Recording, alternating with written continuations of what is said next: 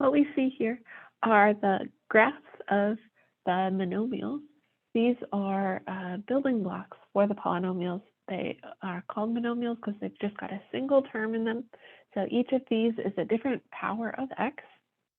We have f of x equals x, f of x equals x cubed, f of x equals x to the fifth, f of x equals x squared, f of x equals x to the fourth, and f of x equals x to the sixth. And you might notice that there's some similarities here across the odd powers along the top row in the sort of shapes that we see, and in the even powers across the bottom row. But these guys all have fairly similar shapes. The top row all have rotational symmetry. We'll call these guys are called odd functions.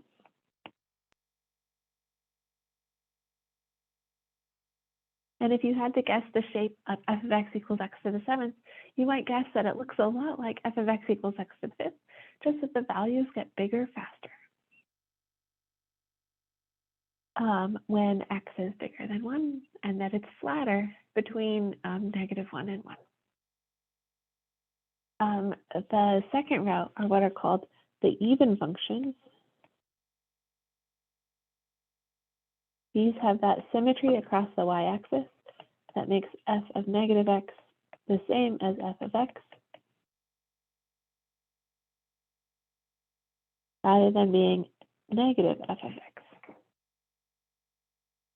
Okay. All right. Great. Okay. So when we're looking at a polynomial, we often talk about the end behavior. This is going to be what happens to values of our function, so our outputs, when our inputs get very positive or very negative. And the way that we represent x getting very positive or x getting very negative is with an arrow. So for instance, here we say as x, we'll write goes to infinity.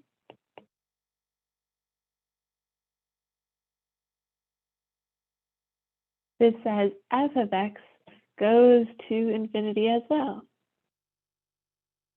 So what that means is we're going to be, if we're looking at our function, as we look at bigger and bigger and bigger x values, what we're going to see is that our y values also get bigger and bigger and bigger. We'll get as big as we like, arbitrarily large. So as we look to the right, our y values are going to get bigger and bigger and bigger and bigger. They're going to get arbitrarily large, and they don't like come back down to values. Similarly, we would say as x goes to negative infinity,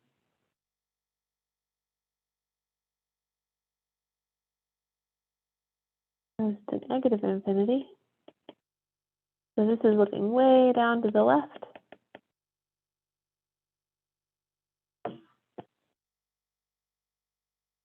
What we see in our graph is that our y values get bigger and bigger and bigger. So we'll write f of x goes to positive infinity.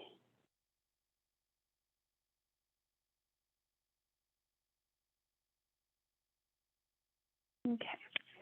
So what I'd like you to do, if this kind of makes sense, why don't we take a moment and we look at an example. So for example, if we had f of 100, this would be 100 squared, or 10,000. If we look at f of negative 100, this is negative 100 squared. Okay, this is still going to be a positive value. We know that our values are just going to get bigger and bigger and bigger as our inputs get bigger. All right, so what I'd like you to do is take a look at this graph of x cubed. I want you to take a moment to think through what's happening to our y values. So we're going to be thinking about x going to infinity. So we're looking further and further to the right on the graph. What's happening to those y values f of x?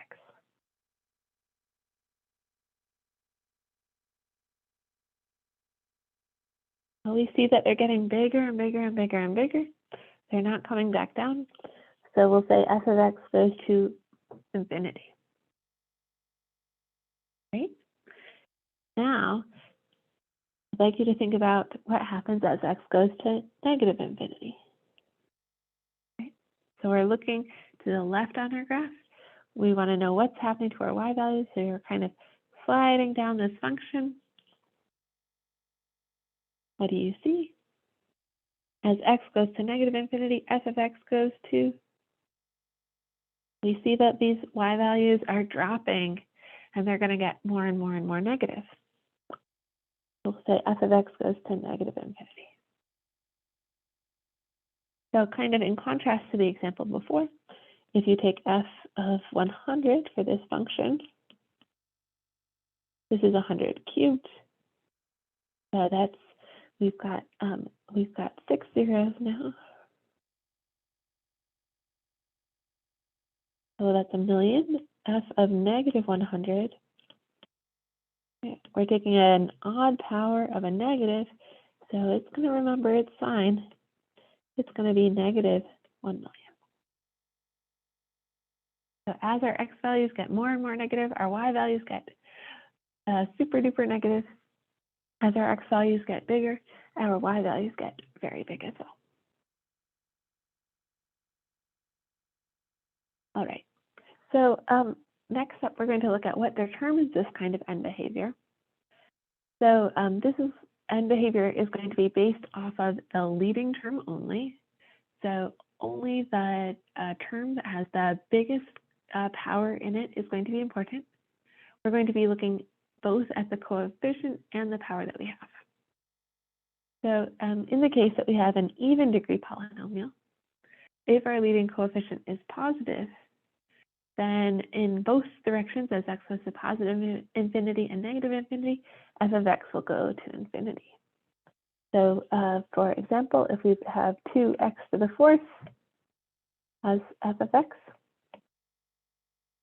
okay, then as x goes to infinity, okay, because we have a positive coefficient, f of x is going to go to infinity. And as x goes to negative infinity, f of x goes to, well, still infinity, because it was an even power. So those negatives kind of get chewed up by the even power, so we don't remember that we started with a negative.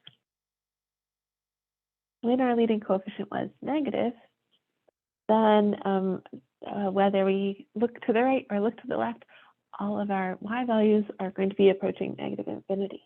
Okay. So for example, if we look at f of x equals negative x squared plus 3x plus 2. We just look at this leading coefficient. We see that the leading term, rather, the leading coefficient here is -1. It's an even power. And so when we take the even power, that kills whatever the sign of the input was.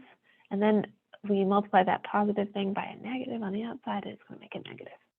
So we'd say as x goes to infinity, f of x goes to negative infinity.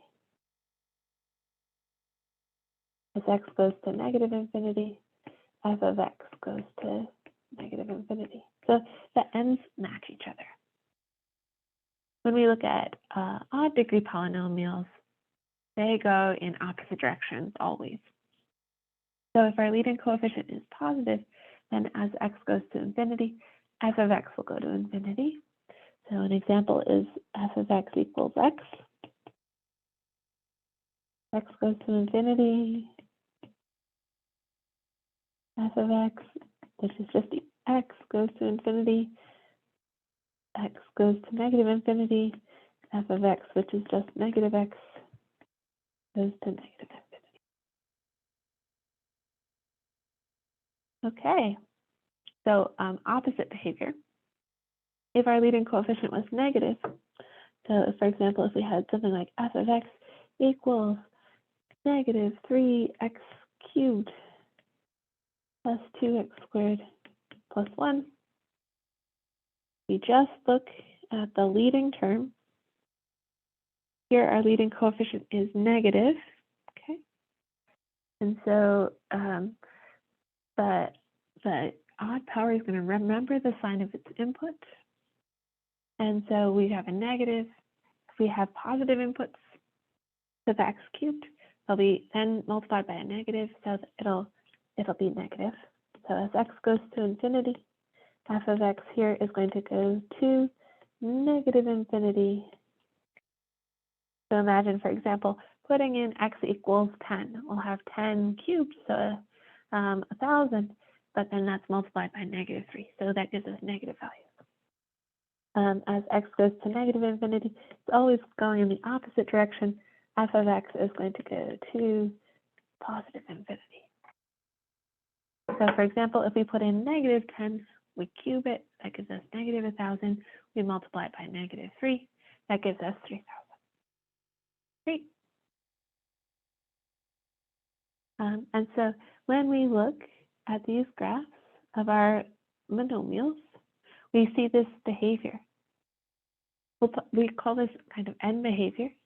When we look at x going to, if we look at f of x equals x, or x cubed, or x to the 5th, all of these have coefficients that are positive. So as x gets big, so does y.